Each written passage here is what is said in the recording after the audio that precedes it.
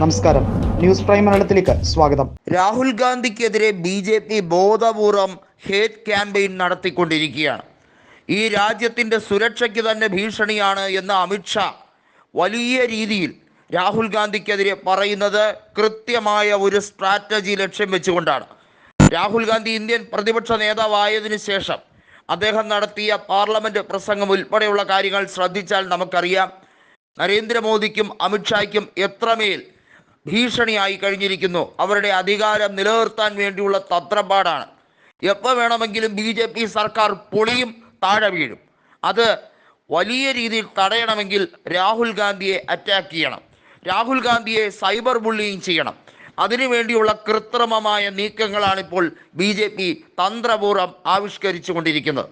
അതായത് പ്രതിപക്ഷത്തിൻ്റെ നേതാവിനെ തന്നെ കൃത്യമായി ടാർഗറ്റ് ചെയ്തുകൊണ്ടുള്ള, ലക്ഷ്യം വെച്ചുകൊണ്ടുള്ള നാണം കെട്ട നാറിയ കളിയാണ് ഇപ്പോൾ BJP നടത്തുന്നത്. അതിനുവേണ്ടി ഏത് നെറികെട്ട പരിപാടി നടത്താനും അമിത്ഷായ്ക്ക് ഒരു മടിയുമില്ല. കാരണം അങ്ങനെ നടത്തി ശീലിച്ചൊരു വ്യക്തിക്ക് രാഹുൽ ഗാന്ധി എന്നല്ല, കോൺഗ്രസ് മുക്ത ഭാരതം എന്ന് ലക്ഷ്യം വെച്ചുകൊണ്ടാണ് വർഗീയ ധ്രുവീകരണത്തിന് വേണ്ടി, വർഗീയ പ്രചരണത്തിന് വേണ്ടി, വർഗീയത മാത്രം ലക്ഷ്യമിട്ടുകൊണ്ട് നീങ്ങുന്നത്.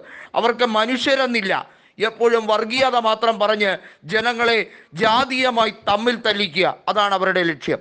അതിനുവേണ്ടിയാണ് നീങ്ങുന്നത്. ഇന്ത്യയെ ഒരേ ചുവടോടെ, ഒരേ ലക്ഷ്യത്തോടെ നടത്താൻ ആഗ്രഹിക്കുന്ന ഇന്ത്യയുടെ പ്രതിപക്ഷ നേതാവാണ് രാഹുൽ ഗാന്ധി.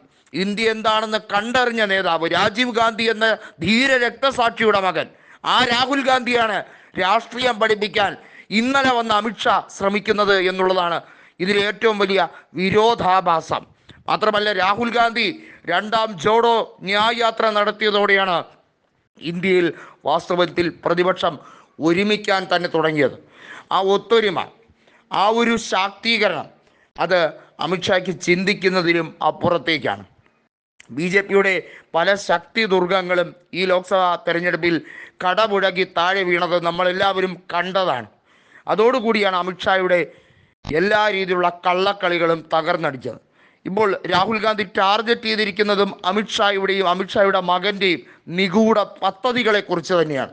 അമിത്ഷായുടെ ഈ നിഗൂഢ പദ്ധതികളെ പൊളിച്ചെടുക്കുമെന്ന് രാഹുൽ ഗാന്ധി വെല്ലുവിളിച്ചതോടെയാണ് അമിത്ഷായുടെ വെപ്രാളം കൂടിയിരിക്കുന്നത്. ഏത് രീതിയിലും പ്രതിയോഗിയെ തളയ്ക്കണം എന്ന ലക്ഷ്യത്തോടെ ഏത് നാറിയ മാർഗവും സ്വീകരിക്കാനാണ് അമിത്ഷാ തയ്യാറായിരിക്കുന്നതെന്ന് വ്യക്തമായി കഴിഞ്ഞിരിക്കുകയാണ്. അതുകൊണ്ടാണ് രാഹുൽ ഗാന്ധി ഇന്ത്യൻ സുരക്ഷയ്ക്ക് ഭീഷണി എന്ന് പറയുന്നത്. വാസ്തവത്തിൽ അമിത്ഷായ്ക്കും മകനും മാത്രമാണ് രാഹുൽ ഗാന്ധി ഭീഷണി.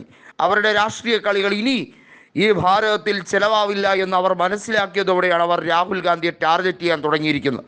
കൂടെ BJPക്ക് വേണ്ടി എന്തിനും തയ്യാറായി നിൽക്കുന്ന അവരുടെ നേതാവായ ജഗദീപ് ധൻഖറുമുണ്ട്.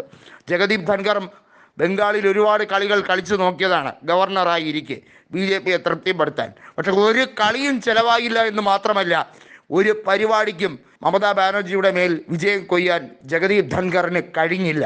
ഇപ്പോൾ രാജ്യസഭയിൽ ചെയർമാനായി ഞെളിഞ്ഞിരുന്നു കൊണ്ട് BJPയുടെ വക്കാലത്തുമായി വന്നിരിക്കുകയാണ്. രാഹുൽ ഗാന്ധിക്കെതിരെ ഏറ്റവും നിന്ദ്യമായ രീതിയിലുള്ള ആക്ഷേപമാണ് ജഗദീപ് ധൻഖറിൻ്റെ ഭാഗത്തു നിന്നുണ്ടായത്. സ്വാഭാവികമാണ്, അമിത്ഷായുടെ ഏജന്റായ ജഗദീപ് ധൻഖറിന് ഇതിൻ്റെ അപ്പുറവും പറയാൻ കഴിയും. പക്ഷെ അതൊന്നും കൊണ്ട് രാഹുൽ ഗാന്ധി അടങ്ങുമെന്ന് നിങ്ങൾ ആരും കരുതണ്ട എന്നാണ് ഇന്ത്യൻ നാഷണൽ കോൺഗ്രസ് പറയുന്നത്.